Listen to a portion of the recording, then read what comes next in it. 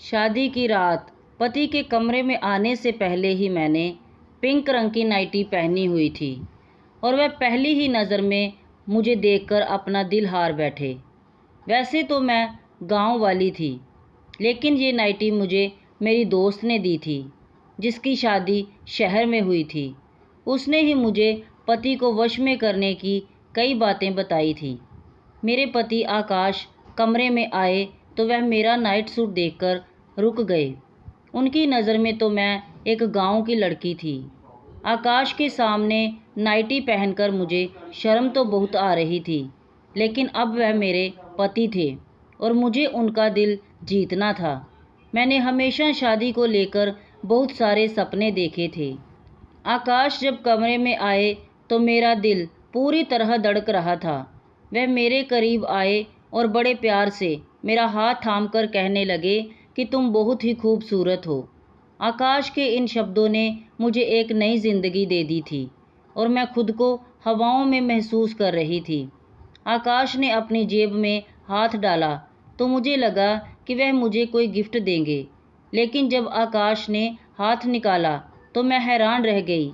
उनके हाथ में पान की थैली थी और आकाश ने थैली खोली और कहने लगे कि शादी की रात सबसे पहले मैं तुम्हें अपने हाथ से ही मीठा पान खिलाऊंगा। आकाश की बात सुनकर मेरे होठों पर मुस्कुराहट आ गई। वह कह रहे थे कि मेरे लिए खास शहर से पान बनवा कर लाए हैं। आकाश ने प्यार भरे अंदाज से पान मेरे मुंह में डाला तो मैंने भी खुशी खुशी खा लिया। वह बहुत मीठा पान था। आकाश मेरी आंखों में आंखें डालकर मुझसे प्यार भरी बातें करने लगे और मैं ना जाने कैसे नींद में खोने लगी। थोड़ी देर बाद कुछ होश ही ना रहा। सुबह के वक्त मेरी आंख खुली तो घड़ी में पूरे 11 बजे थे। मेरे कपड़े गीले थे। मैं हैरान थी कि उस रात मैं कैसे सो गई। फिर मुझे आकाश का ख्याल आया कि न जाने वह मेरे बारे में क्या सोच रहे होंगे। कपड़े गीले कैसे हुए थे? आकाश कमरे में नहीं थे। मैंने तुरंत ही अपने कपड़े बदले और नहा धोकर तैयार हो गई। मैं अपने बालों को सुलझा रही थी कि आकाश कमरे में आ गए। उनका मिजाज बहुत ज़्यादा बिगड़ा हुआ था। उन्होंने मुझसे कोई बात नहीं की। मैंने उनसे बात करने की कोशिश की तो वह पूरी तरह गुस्सा हो चुके थे और ये बात मेरे लिए बर्दाश्त से बाहर थी। मैंने सोच लिया था कि किसी न किसी तरह से आकाश को मनाकर ही रहूँगी। आकाश के जाने के बाद मौसी, जो मेरी सास भी थी, कमरे में आई। मेरी आंख में आंसू देखकर हैरानी से पूछने लगी कि क्या हुआ बहू। मैंने उन्हें बता दिया कि मैंने आकाश को नाराज़ कर दिया है। वह कहने लगी कि मैं अभी आकाश से बात करती हूँ, लेकिन मैंने हाथ पकड़कर मौसी को रोक लिया कि वह आकाश से कोई बात ना करें, वरना वह हमसे और नाराज़ हो जाएंगे। मेरी बात सुनकर मौसी खामोश हो गई और बोली, छोटी छोटी बातों को दिल पर ना लगाओ। कुछ दिन आकाश के साथ रहोगी तो तुम भी उसकी आदतों को अच्छी तरह समझ जाओगी। मैं उनकी बात सुनकर खुश हो गई थी। मैं अपने माँ बाप की लाडली होने के साथ साथ अपनी मौसी की भी बहुत लाडली थी। उनकी बचपन से ही ख्वाहिश थी कि मेरी शादी उनके बेटे आकाश से हो और जैसे ही मैं 15 साल की हुई तो मौसी हमसे मिलने के लिए आई और जाते जाते मेरा मुंह मीठा करवाकर चली गईं। मैं बहुत खुश थी क्योंकि मौसी मुझसे बहुत प्यार करती थी और इसलिए मेरे माँ बाप को भी इस रिश्ते पर कोई ऐतराज़ नहीं था। आकाश की शहर में नौकरी थी। वह सुबह सवेरे शहर के लिए निकल जाता और रात को ही घर लौटता। उसकी कमाई से ही मौसी के गांव में एक बड़ा सा घर बनवा लिया था। बहुत सालों से मेरी और आकाश की मुलाकात नहीं हुई थी क्योंकि वह ज़्यादा वक्त शहर में गुजारता था। घर लौटता तो हमारे गांव आने का उसके पास वक्त भी नहीं होता था, लेकिन रिश्ता होने के बावजूद भी हमारे गांव मुझसे मिलने के लिए नहीं आया। इस बात को लेकर मेरे दिल में अजीब सवाल उठने लगे थे। एक दिन मौसी मिलने के लिए हमारे गांव आई तो मैंने बातों ही बातों में पूछ लिया कि आकाश हमारे गांव क्यों नहीं आते। मेरी माँ के कान में ये बात पड़ी तो माँ ने मुझे एक थप्पड़ मारा और बोली, तुम्हें ये कहते हुए शर्म नहीं आई? अपने होने वाले पति के बारे में ऐसी बातें पूछते हैं। मैं चुप रही और कुछ न बोली। मौसी मुस्कुराते हुए कहने लगी कि क्यों नहीं, जैसे ही आकाश को वक्त मिलेगा वह ज़रूर आएगा। जब से उसे शहर की हवा लगी है वह बहुत ही कम बात करता है। अब पहले की तरह नहीं है, बिल्कुल गंभीर हो गया है। मौसी की बात सुनकर मम्मी कहने लगी, जब लड़कों पर जिम्मेदारी पड़ती है तो इसी तरह गंभीर हो जाते हैं। एक मेरी बेटी को ही अक्ल नहीं आ रही है, मुंह उठाकर जो चाहे पूछ लेती है।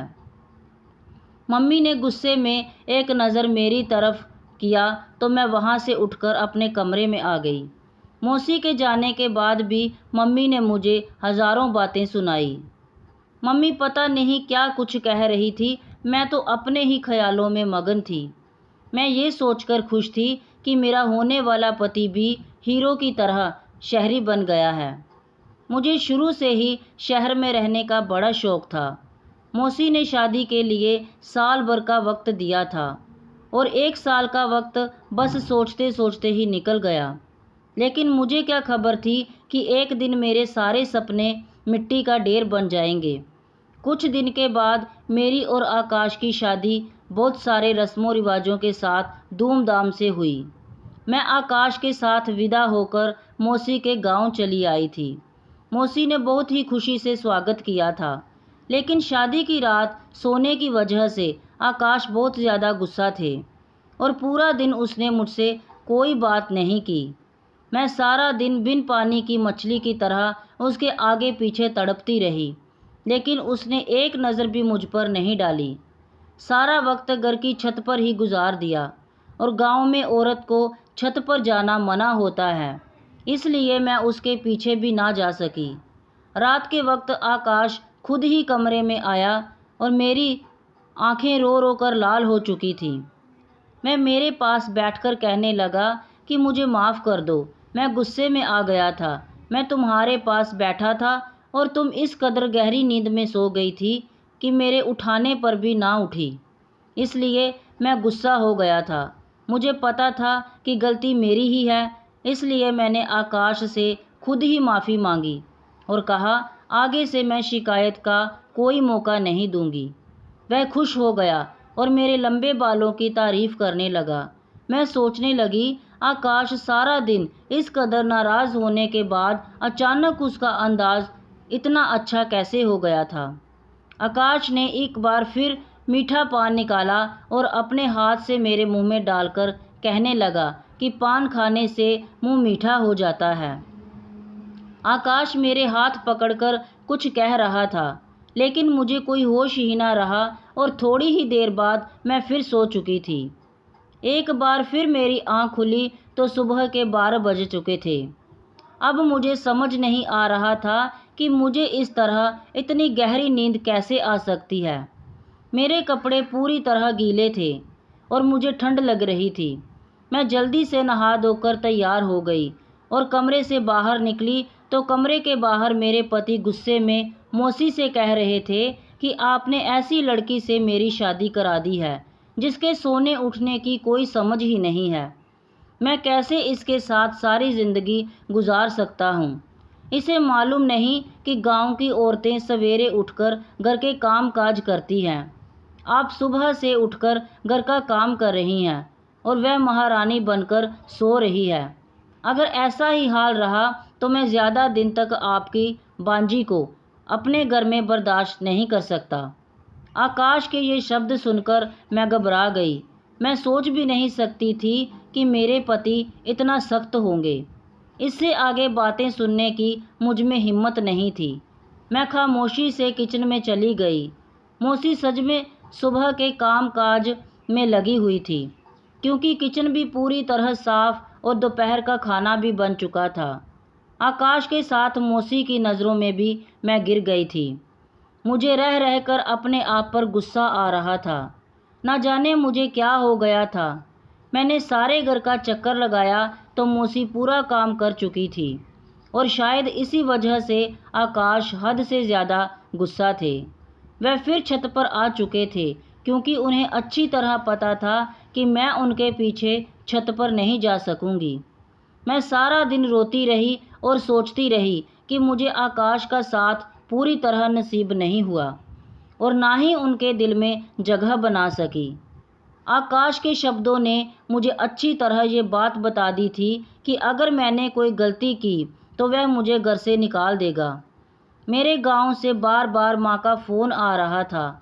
माँ कह रही थी कि 1 हफ्ते के लिए घर आकर रह जाओ। रस्म के मुताबिक शादी के बाद 1 हफ्ते के लिए बेटी अपने मायके रहने के लिए आती है। मैं बिल्कुल भी नहीं जाना चाहती थी क्योंकि आकाश मुझसे पहले ही नाराज़ थे। ऐसे में अगर मैं उनको छोड़कर माँ के घर चली जाती तो शायद वह कभी मुझसे बात ही ना करते। रात के वक्त आकाश कमरे में आ गए। मुझे हैरानी हुई वह अचानक ठीक कैसे हो गए थे।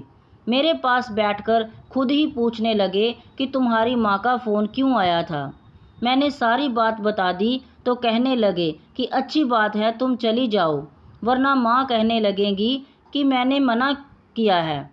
कल से मेरी नौकरी भी शुरू हो रही है। मैं भी सुबह ही शहर निकल जाऊंगा और रात को ही घर वापस लौटूंगा। तुम 1 हफ्ता वहाँ गुजार कर आ जाओ और माँ को भी अपने साथ ले जाना। मैं भी खुशी खुशी राज़ी हो गई। आकाश ने मुझे फिर से मीठा पान दिया और कहने लगे, तुम इसे जल्दी जल्दी खाने की बजाय आराम से खाया करो। मैं आकाश के इस तरह के बदलते हुए स्वभाव को देखकर बहुत परेशान थी। वे जितने सख्त थे उतनी ही फिक्र करने वाले भी थे और उनका गुस्सा करना भी सही था। मेरी गलती की वजह से वह गुस्सा थे। आकाश कहने लगे कि माँ को बताकर आता हूँ कि तुम्हें कल तुम्हारे गांव जाना है, मेरा इंतज़ार करना। आकाश की बात सुनकर मैंने मुस्कुरा दिया। मैंने सोच लिया कि मैं किसी भी सूरत में आज नहीं सोऊंगी और मुझे आकाश का इंतज़ार करना था। गांव जाने से पहले उनके दिल से अपनी सारी दूरी को मिटाना था, इसलिए मैं उनका इंतज़ार करने लगी। लेकिन उनके वापस आने से पहले ही एक बार मैं फिर सो चुकी थी। सुबह 11 बजे मेरी आँख खुली तो आकाश शहर की तरफ निकल चुके थे। आकाश के गुस्से की वजह सिर्फ़ और सिर्फ मैं थी। मैं ये सोच सोच कर परेशान थी कि मेरे कपड़े गीले कैसे हो जाते हैं। मैं कमरे से निकली तो माँ भी गांव जाने के लिए तैयार हो चुकी थी। मौसी मुझे कहने लगी कि आकाश तो चला गया है, पर हम दोनों को गांव जाना पड़ेगा। मैं बड़े बुझे बुझे दिल से अपने मायके के लिए निकल गई।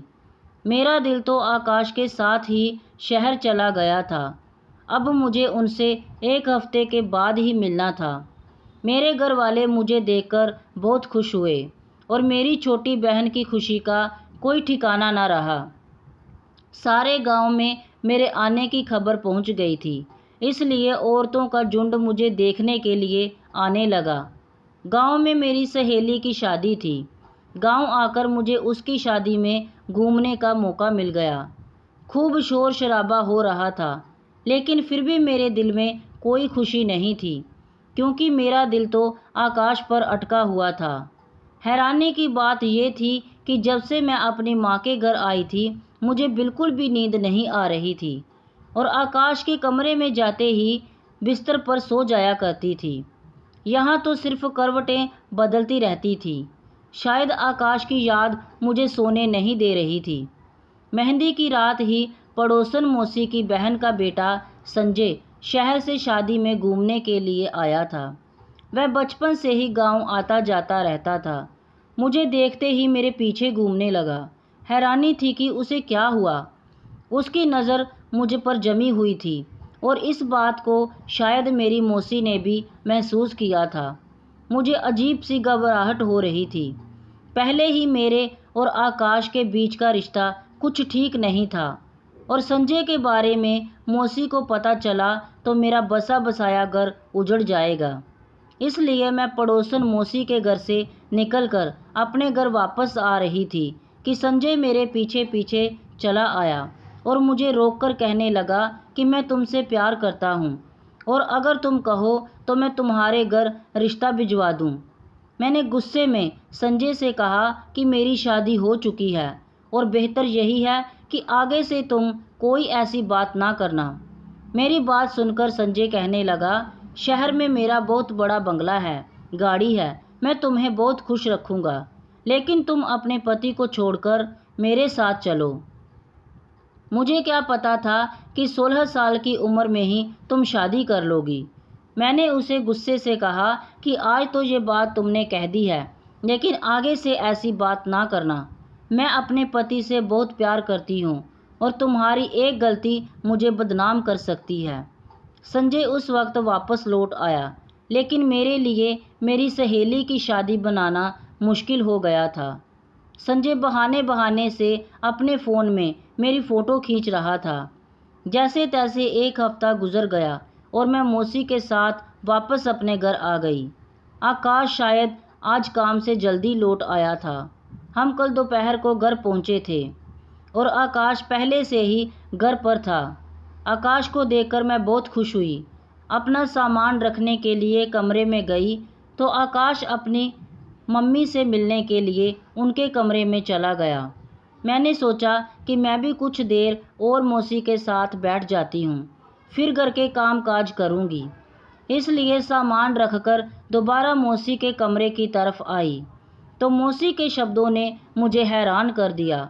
मैं सोच भी नहीं सकती थी कि मेरा घर उजाड़ने वाली कोई और नहीं बल्कि मेरी अपनी मौसी है। वह गुस्से में आकाश से कह रही थी कि मैंने जाते वक्त तुझे कहा था कि हमारे वापस आने तक डिवोर्स के कागज़ बनवा लेना, लेकिन तुम्हें कुछ होश ही नहीं है। मैंने खुद अपनी आंखों से देखा है कि तेरी पत्नी कितनी गलत है, लेकिन तू तो आंखों पर पट्टी बांधकर बैठा हुआ है। आकाश कह रहा था कि माँ, मेरे लिए उसे छोड़ना मुमकिन नहीं है। वह मेरी पत्नी है, मैं उससे बहुत प्यार करता हूँ। उसमें 1000 गलती सही, लेकिन मैं उसे अपनी ज़िंदगी से अलग नहीं कर सकता। मुझे समझ नहीं आ रहा था कि ये सब क्या हो रहा है। मौसी मुझे इतने चाव से ब्याह कर लाई थी, तो वह मुझे डिवोर्स क्यों दिलवाना चाहती थी? और आकाश, जो मुझे बहुत ही सख्त लगते थे, वह कितनी प्यार से बातें कर रहे थे और मेरी खातिर अपनी माँ से भी लड़ रहे थे। मेरा दिल पूरी तरह उलझ चुका था। रात जब आकाश कमरे में आए तो मेरा दिल भी पान खाने का नहीं कर रहा था। मैंने पान को उनके हाथ से ले लिया, जबकि मम्मी उनको किसी काम के लिए आवाज़ देने लगी तो वह कमरे से निकलकर चले गए। मैं चुपके से पान को एक कोने में छुपा दिया। अब मुझे नींद नहीं आएगी और मैंने आंखें बंद कर ली। जब आकाश कमरे में वापस आए तो मेरी जान निकल गई। जो कुछ मैंने देखा, मुझे अपनी आंखों पर यकीन नहीं आया। आकाश ने जग भरकर पानी मेरे ऊपर डाल दिया और मैंने आंखें नहीं खोली। आज मैं दूध का दूध और पानी का पानी करना चाहती थी। आकाश किसी को आवाज़ देकर कहने लगे कि अंदर आ जाओ, ये पूरी तरह बेहोश हो चुकी है। थोड़ी देर में एक खूबसूरत लड़की मेरे कमरे में चली आई। इससे ज़्यादा मुझ में बर्दाश्त करने की हिम्मत नहीं थी। ठंडे पानी से मेरा शरीर कांप रहा था। मैं उठकर बैठ गई। मुझे जागा हुआ देखकर उन दोनों की आंखें फटी की फटी रह गई। मैं उस वक्त इतना गुस्से में थी कि आकाश से भी डर नहीं लग रहा था। मैंने आकाश से कहा कि सच सच बताओ, ये लड़की कौन है? पान में ऐसा क्या था जो मैं अपना होश खो बैठती थी? तुमने ये सब क्यों किया और मुझे इतना बड़ा धोखा क्यों दिया? मैं सवाल पर सवाल पूछती चली गई और मेरे अंदर एक तूफान उठ रहा था। आकाश सिर झुकाए कहने लगे कि ये मेरी पत्नी है।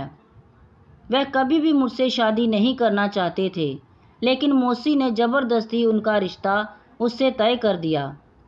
पत्नी का नाम सुनकर मेरे सर पर आसमान गिर पड़ा था। माँ मेरे ऊपर दबाव डाल रही थी कि तुम निशा को छोड़ दो। आकाश ने निशा को छत वाले कमरे में रखा था, क्योंकि गांव में औरतों को छत पर जाना मना है। इसलिए आकाश को यकीन था कि मैं कभी उनके पीछे छत पर नहीं जाऊंगी। आकाश जानबूझकर पान में नशे की दवा मिलाता था ताकि मैं सो जाऊं और उसका ये राज कभी ना जान पाऊं। निशा शादी से पहले शहर में मॉडलिंग करती थी, इसलिए माँ को लगता था कि वो इज्जतदार लड़की नहीं है और इसलिए माँ बार बार कहती थी कि मैं निशा को डिवोर्स दे दूं। आकाश कह रहा था कि मौसी ने आत्महत्या करने की धमकी दी थी, इसलिए उसने मुझे अपनाया है। आकाश निशा को किसी हालत में नहीं छोड़ सकता था और इस बात का मुझे भरोसा था। आकाश मुझे सारा सच बता रहे थे, जिसे सुनकर मेरे पास कहने के लिए कुछ भी नहीं था।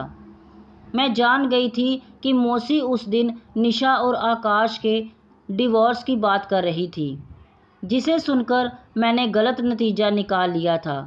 मेरी बर्बादी के पीछे सिर्फ आकाश का हाथ नहीं बल्कि मौसी का भी हाथ है, जिन्होंने ये सब जानबूझकर किया।